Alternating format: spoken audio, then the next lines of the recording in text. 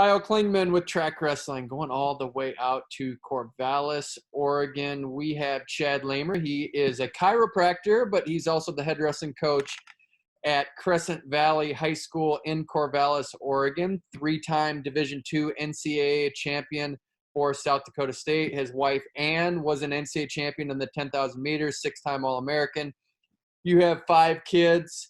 I don't know if all of them wrestle, but I know that 4 of them have. But great to have you on, and looking forward to chatting with you, Chad. Yeah, this will be bringing up some old memories, I'm sure. Well, yeah, the natural question is the names: Daschle, Lamer, Chance, Legend, Brawley, and Justice. How did you come up with that? I'm sure you get all kinds of questions about that. The names. Yeah, my wife, she's the creative one, but it was tough. We always had a girl's name figured out right away, but we just kept popping out boys. But yeah, we wanted to have like some unique names. So I think Justice was, I was still in school at the time, and one of the guys was a football player we were having lunch with. He had a criminal justice book sitting there, and then that's how Justice came along. Brawley was like out of a movie credits, like Nick Nolte's son, I think, was Brawley Nolte, and that's where Ann found that one. Legend was, I lost a coin toss on that. I thought that was going to be a little arrogant of a name, so I didn't want to have it to be Legend, but she saw that on the back of an Acura Legend one day. We were following a different car. That's where she found that. And then Chance was, we thought it'd be our last chance for a girl, and then Chad and Ann kind of together. That's where Chance came from. And then Daschle was a big surprise while I was in chiropractic school.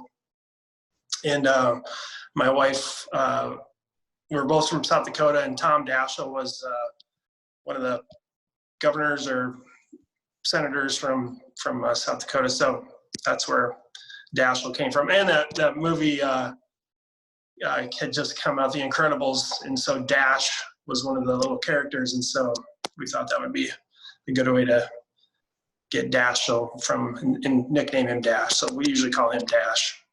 What comments have they given you about their names? Do they get comments from kids and people asking them about it? Not too much. No, it doesn't seem like it. No.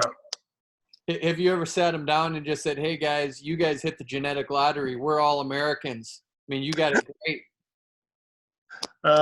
They don't really, or we don't say that to them, but a lot of people think that it's not very fair that both their parents were both All-Americans in college. Yeah, that's pretty funny. And you guys met at South Dakota State. Did you guys know each other before you went to SDSU? Nope. So she did actually watch me wrestle, but she didn't know who I was because I wrestled Kirk Wallman. I don't know if you remember that name, but he was a six-time undefeated state champion from South Dakota, and I wrestled him his very last match. And we went. Took him into overtime, and he still ended up beating me. But she was there, and she remembers the whole match, and the place was going crazy. So she kind of watched me wrestle way before we'd ever met. But yeah, we didn't meet till like my third year, or after my second year of college. Yeah. Was that fun for you to see SDSU go to Division I, because you were there when it was D2? Yeah, I was kind of nervous about it. I know that transition from D2 to D1 is really tough. So I was kind of nervous about it, but yeah, it's been good now. I think I'm glad that they're Division I. I wish they were Division I when I was there now. Yeah. What got you to go to the Hawkeye Wrestling Club? Lincoln Malcravy's dad hooked me up with that. So he had talked to Jimmy about me moving down there, and knew that I wanted to keep training afterwards. So yeah, Ken Malcravy talked to Jimmy and Gable about having me come down there because I was a bigger guy and there's not a whole lot of big guys. So yeah, they got me hooked up. You glad you did that? Am I glad I did the Hawkeye Wrestling Club? Yeah. Oh yeah. Yeah, those are some of the best years of my life for sure. And you just decided to go all in with it, that, hey, this is my life, because you are a chiropractor. Were you doing chiropractic school alongside of that? No, I didn't start chiropractic school till I was done competing. So, yeah, I was kind of non-traditional, the old guy at chiropractic school. I was 30 years old when I started chiropractic. And so, yeah, I didn't even, I got an undergrad degree in landscape design, and one of my college roommates ended up going to chiropractic school, and I was thinking, gosh, I don't want to shovel rocks and lift retaining wall blocks and all that after I get done wrestling. I was feeling a little beat up, so I decided to go back to school. What was that like during that time? Because you made it to the finals of the World Team Trials. I think Mako was there. You had some good guys. Was it a time of growth for you? Did you feel like you had something? Because usually the D2 path doesn't lead you down the World Team Trials road. What made you feel like you could go that route and be successful? After I got done, I went to like the Northern Plains, and that was in 1996. And I just barely got beat by Dave Malachek. And I was so excited to get to almost make it to the Olympic trials. And so then I was just like, I just loved wrestling so much, and I just didn't want to give it up.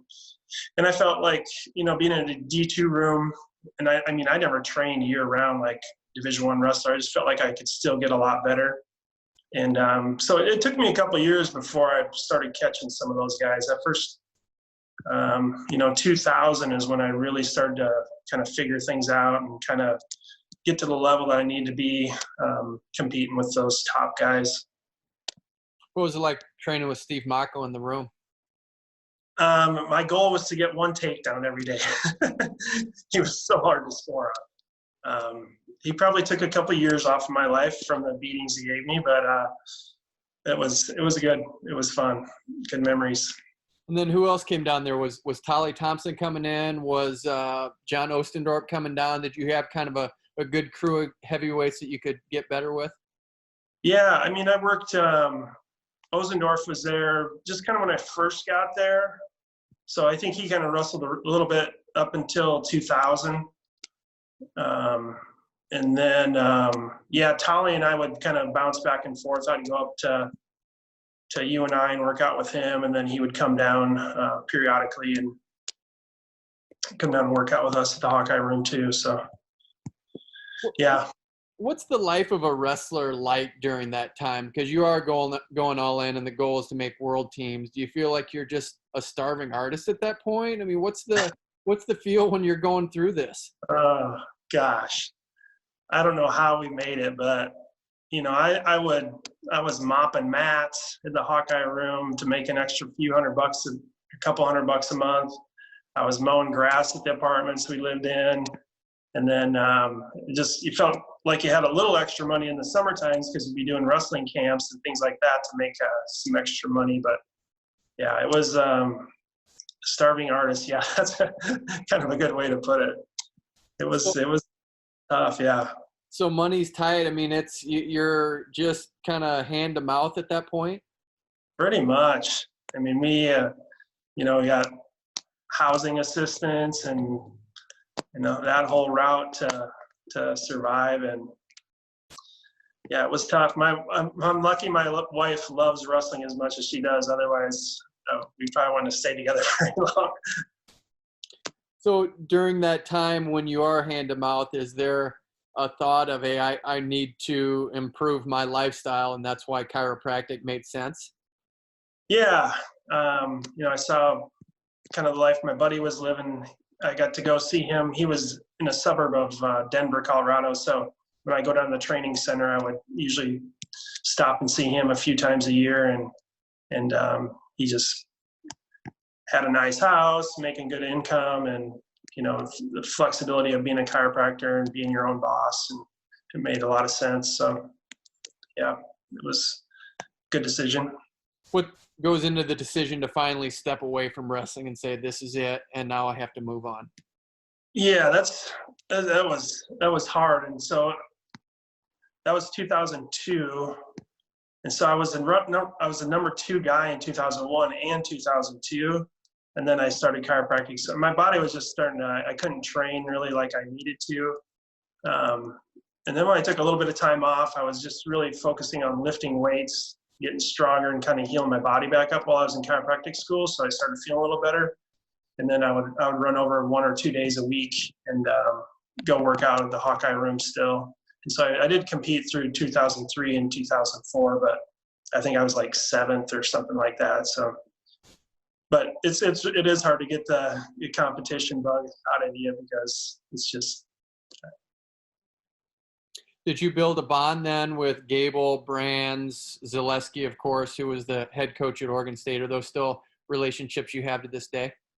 I mean, I haven't talked to Tom Brands since probably the 2016 Olympic trials. I think I ran in and talked to him a little bit. Gable, every once in a while, he'll send me a text or I'll talk to him if I see him at a wrestling competition. And so not too closely, but I mean, we had a really good relationship when I was there training.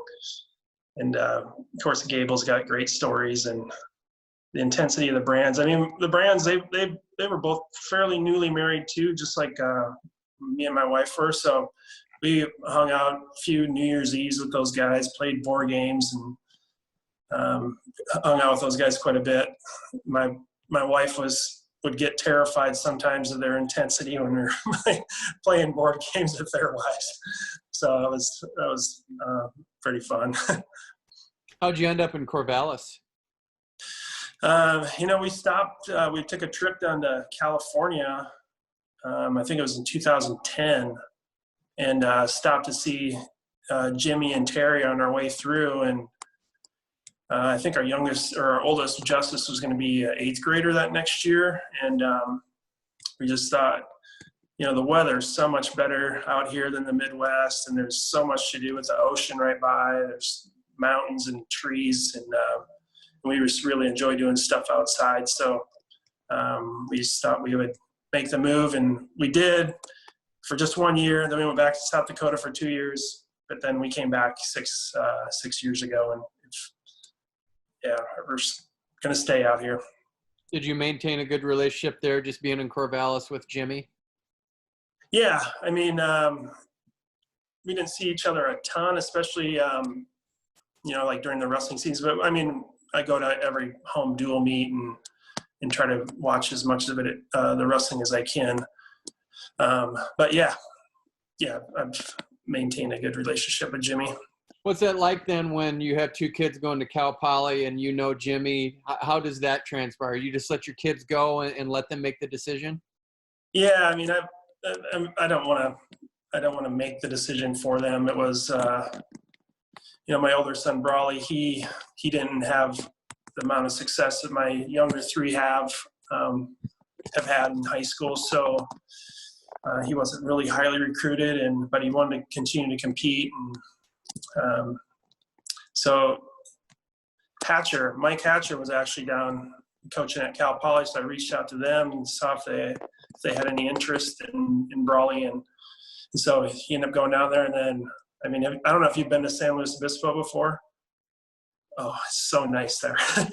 I'm thinking I went to school in South Dakota, and then there's this you could go to college in. It's way 2 different worlds, and it's really nice there. And so then Legend, he wanted to continue to wrestle with Brawley, and he really likes the area and the college. So that's how Legend ended up down there. What do you think about Chris Pendleton coming into Oregon, taking over at Oregon State? Have you talked to him yet? And how do you think he's going to do there? Yeah, no, I think they have a lot of really good energy going already. I've talked to him a few times. Since I have kids in high school and the whole recruiting thing, we can't meet face-to-face even though he's in town. But with the NCAA rules, we haven't really been able to meet face-to-face. But yeah, it looks like he's got a great staff. Nate Ingles seems like a great guy, and Imar, of course, is a huge name. So that should draw a lot of attention to Oregon State. And Mike Kasoy, the heavyweight coach, seems like a great guy too. What's the energy like in Oregon right now? Because there's a lot of good high school wrestling, and you are a part of that, but there's only one Division I college program that you can tap into. What does that do for the wrestling scene in Oregon, knowing you only have one Division I spot you can end up? Yeah, I mean, I wasn't here yet when Oregon dropped their program, but it's such a shame. And then And then Boise State a few years back, they dropped their program. So there's not a whole lot of choices for kids out here, which is really sad. But there are some really good individual wrestlers. I mean, you got like Travis Whitlake a couple years ago, who's doing really well. He was a beast, but then you also you got to travel to get to a lot of the national tournaments, like as a youth and the high school kids. So it is a little more difficult to get to that top level wrestling, like it is in the Midwest. What has women's wrestling done? You guys added women's wrestling in 2018. Has that helped the state? Yeah, I mean, the women's wrestling has grown a ton. Now they just our high school athletic association, the OSAA, just added it to the state boys tournament the last 2 years. Yeah, so women's wrestling is growing a lot, and it sounds like Chris is going to be getting some women wrestlers involved up at Oregon State too. So that'll be good. I just had a couple girls on our team, and just not being in the school system, and I haven't like had a youth wrestling program started really yet. So there's always been a wrestling club that my boys wrestle out of up at Oregon State, but so I haven't really had, but there are a few coaches in Oregon that have got some really large female high school teams. So yeah, it's growing. Chad, I'm going to give you some numbers that are absolutely jaw-dropping, and you were responsible for those numbers. 303 points at the state championships this year for Crescent Valley, 10 finalists and 9 champions. When you look at that on a stat sheet or you hear those numbers, does your jaw drop like mine? Oh, yeah. I mean, that was Hermiston set that same record in 2009. I think they placed 8 wrestlers at that time, but by the time we got to the second day, I just didn't think that we could reach it. And then, man, the kids were wrestling just amazing in the finals. We won the first 5 weight classes, and Chance, he'd beaten Caden Kinsey in the finals. The kid he had like 3 other times, but just by either 2 to 4 points, I think it was, and he ended up pinning him. Daschle got a pin. Gabe Wisenhunt got a major at 113, and then we won. I knew it was going to be a tough match at 32. Hunter Evelyn, he won. And then the guys wrestled amazing. To win 9 out of the 10, I was so impressed with that. Now, are you in that boat where you get 9 champs, but you still feel really bad for that one guy that lost? Oh, I know. I'm still mad about that match. It was definitely a winnable match for him. He just kind of froze up a little bit, and unfortunately didn't get the win. But it was close. It was a close match. But yeah, when that's happening and you're scoring 300 plus points, is there a buzz in the arena? Like, are people talking about it? I mean, what's it like being the coach when that is happening? I don't know if it's a good buzz, because there's a lot of people not very happy with our team. We had a few kids transfer to our school. So I don't know if I was the most liked coach or our team was the most liked team, but we got tough kids on our team, and they're good wrestlers. So I think people like watching good wrestling and kids that know what they're doing out there. So yeah, it was good. As we mentioned, you have 5 sons. How do you approach the sport when you have that? Do you suggest it to them? How do they gravitate toward it? And how do you get them involved at a deep level that they are right now?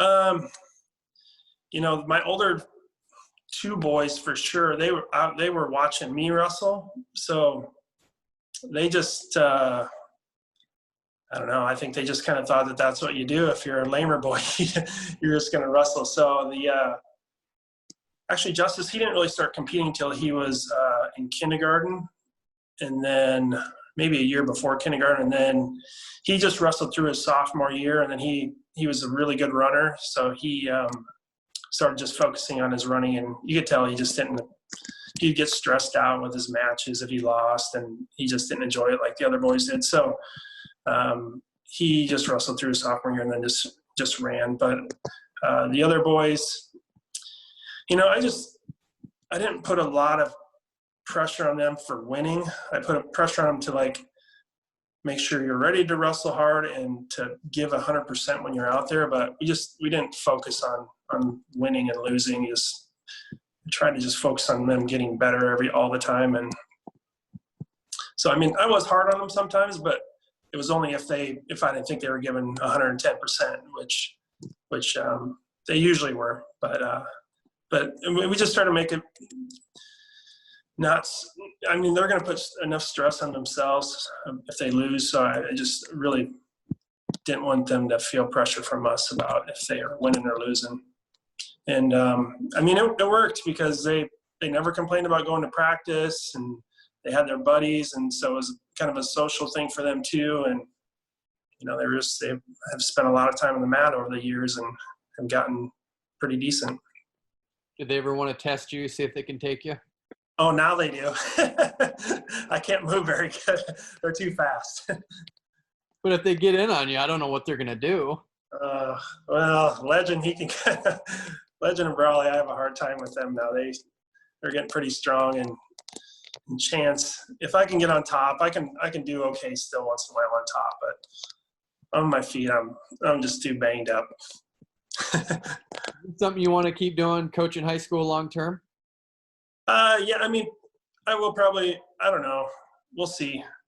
Through when Daschle, so I got 3 more years for sure. And then we'll see if, some of the older boys have said, well, if you can keep coaching another year or 2 until we get done with college and we can come back and take over, that's maybe an opportunity, something we might do too, but we'll see. I want to be able to get and watch Legend and Chance and Daschle wrestle while they're in college as much as I can, and I don't want to miss out on any of that. Take us through the virtues of chiropractic care, because I admit I was one that thought it was a little bit of a hoax, and now I'm the opposite of that and feel like it's an essential part of a routine. Like, what is it about chiropractic that's so important?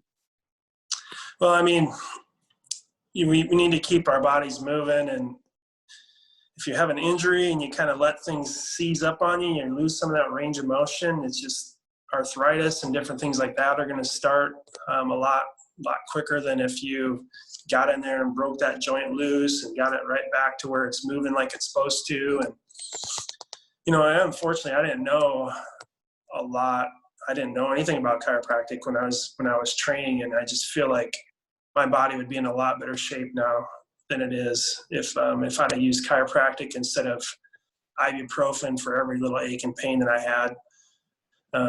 Just because I think the ibuprofen just keeps your blood thinned out. You get little micro traumas in your cartilage and different joints, and that just kind of gets and eats at that cartilage. So I'm sure my body's more arthritic now because of all the ibuprofen that I used instead of if I'd have had chiropractic care or been using that instead of all the medications, I'd probably be doing a lot better.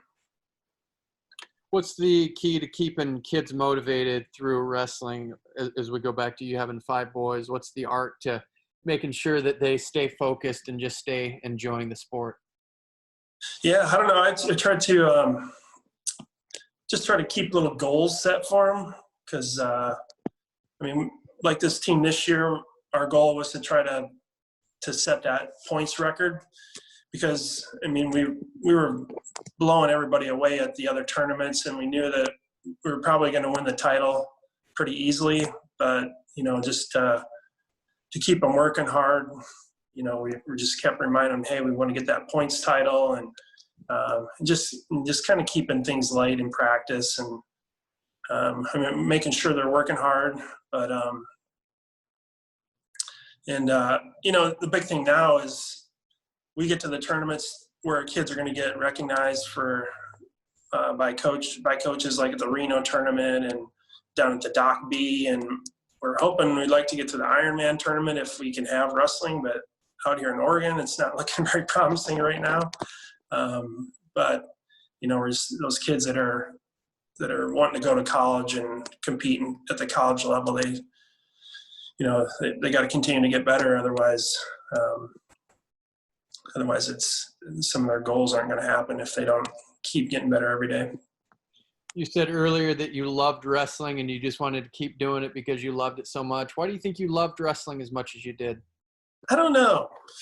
I guess just because it's just you out there. You don't have to worry on anybody else. I